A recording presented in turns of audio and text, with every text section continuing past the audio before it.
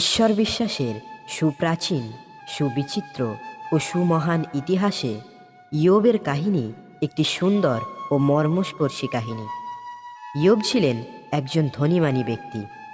তিনি একদিনে তার সব কিছুই হারিয়েছিলেন, তার সমস্ত ধন সম্পত্তি, এমনকি তার সমস্ত ছেলে মেয়েকেও তিনি হারিয়েছিলেন। তবুও তিনি ঈশ্বরের প্রতি অগাধ বিশ্বাস প্রকাশ করেছিলেন।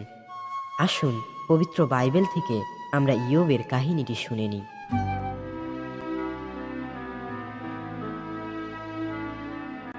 উশ দেশে ইয়োব নামে একজন লোক বাস করতেন।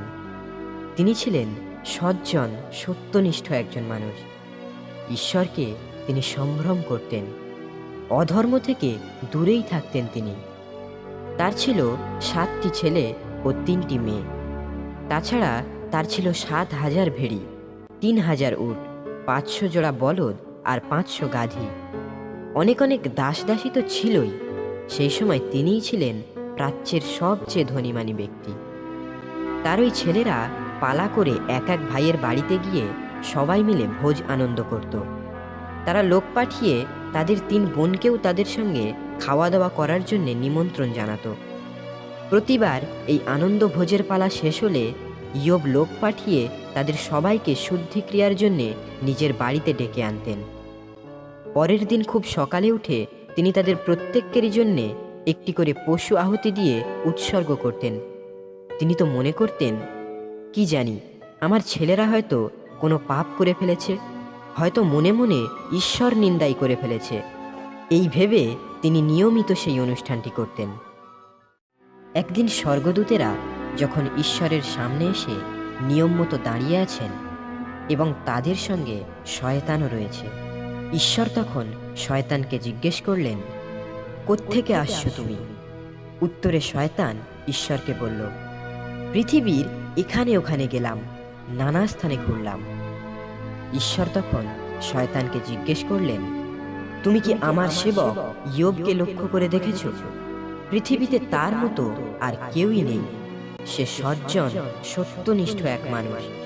সে তো আমাকে সম্ভ্রম করে, অধর্ম থেকে দূরেই থাকে। উত্তরে শয়তান ঈশ্বরকে বলল, ইয়োব যে ঈশ্বরভীরু, তা কি বিনা স্বার্থেই নাকি? তুমি কি তার চারিদিকে, তার পরিজনদের চারিদিকে, তার সব কিছুরই চারিদিকে তোমার রক্ষণাবেক্ষণের বেষ্টনী গড়ে রাখনি? সে যা কিছু করেছে তাতেই রয়েছে তোমার আশীর্বাদ, সর্বত্রই ছড়িয়ে রয়েছে তার যত পশুর পাল।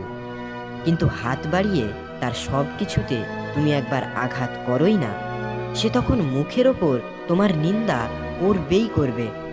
ঈশ্বর তখন শয়তানকে বললেন, বেশ, তার যা কিছু আছে সবই এখন তোমার হাতেই রইল। শুধু একটা কথা, তার গায়ে তোমার হাত দেওয়া চলবে না। শয়তান তখন ঈশ্বরের সামনে থেকে চলে এলো। একদিন যখন ইয়োবের ছেলেমেয়েরা তাদের বড় ভাইয়ের বাড়িতে যখন সবাই মিলে খাওয়া দাওয়া করছে, সুরাপান করছে, তখন একজন দূত হঠাৎ এসে ইয়োবকে জানালো, আপনার বলদগুলো জমিতে লাঙল টানছিল আর গাধীগুলো চড়ে বেড়াচ্ছিল আশেপাশে। সেই সময় একদল সাবীয় দস্যু এসে তাদের উপর ঝাঁপিয়ে পড়ে তাদের লুট করে নিয়ে গেল। আপনার লোকজনদের তারা তলোয়ারের আঘাতে মেরেও ফেলল। এই খবরটা আপনাকে জানাবার মতো কেউই আর রক্ষা পায়নি, শুধু আমি ছাড়া। সে তখনও কথা বলছে, এমন সময় আর একজন দূত এসে জানালো, ঈশ্বরের বিদ্যুৎ বহ্নি হঠাৎ আকাশ থেকে নেমে এসে আপনার যত ভেড়ি, যত লোকজনকে পুড়িয়ে শেষ করে ফেলেছে। এই খবরটা আপনাকে জানাবার মতো কেউই আর রক্ষা পায়নি, শুধু আমি ছাড়া।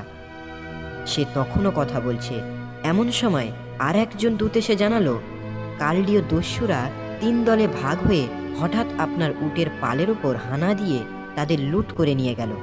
আপনার লোকজনদের তারা তলোয়ারের আঘাতে মেরেও ফেলল। এই খবরটা আপনাকে জানাবার মতো কেউই আর রক্ষা পায়নি, শুধু আমি ছাড়া। সে তখনও কথা বলছে, এমন সময় আর একজন দূত এসে জানালো, আপনার ছেলেমেয়েরা তাদের বড় ভাইয়ের বাড়িতে যখন সবাই মিলে খাওয়া দাওয়া করছিলেন, সুরাপান করছিলেন, তখন মরুভূমি থেকে একটা ঝোড়ো বাতাস ছুটে এসে বাড়িটার 4 কোণে ঝাপটা মারতে লাগলো। আর বাড়িটাও তখন ওই তরুণ তরুণীদের ওপর ধসে পড়ল, ফলে সকলেই মারা গেলেন। এই খবরটা আপনাকে জানাবার মতো কেউই আর রক্ষা পায়নি, শুধু আমি ছাড়া।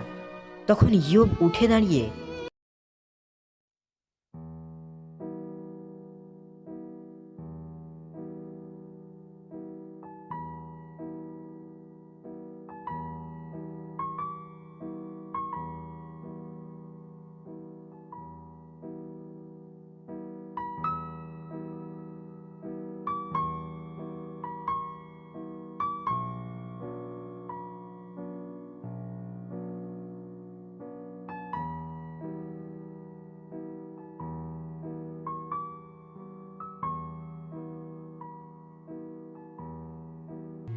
প্রিয় খ্রিস্ট বিশ্বাসী, ইয়োবের এই ঘটনা থেকে আমরা জানতে পারি ইয়োব তার সব কিছুই হারিয়েছিলেন।